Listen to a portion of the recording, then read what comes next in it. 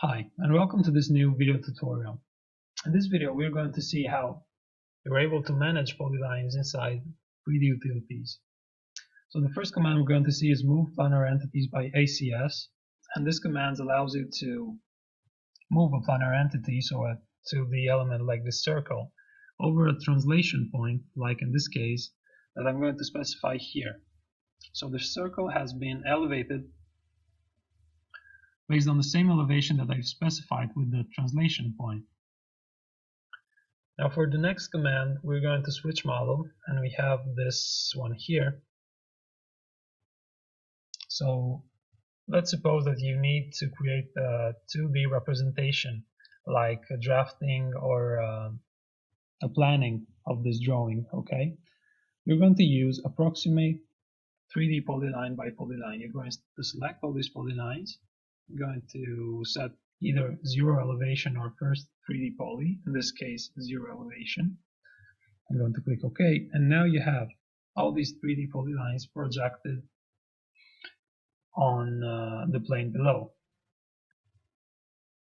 Now back to our previous model, we're going to show you approximate entity by 3D polyline and approximate entity by 2D polyline. These two commands are similar in what they do, but actually they're kind of different in terms of practical use.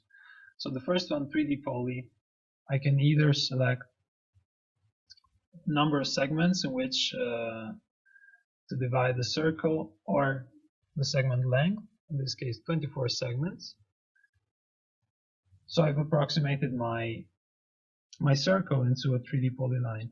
Now that it's approximated, I can triangulate it.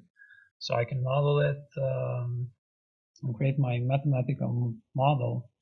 So I select the closed 3D polyline, and as you can see, I triangulated it without any problem. Although if I want to project this circle over the model, I can do it with a 3D polyline. So I have to use approximate entity by polyline. Again, I select the circle. Same goes here. I select 24 segments. And in this case, as you can see, it's a simple polyline, not a 3D one. So now that I've created this, I'm going to use project polylines on 3D model. And this command allows me to select this polyline that I've just created and to project it over the model above. Now I'm just going to change the color like this so you can better see the final result.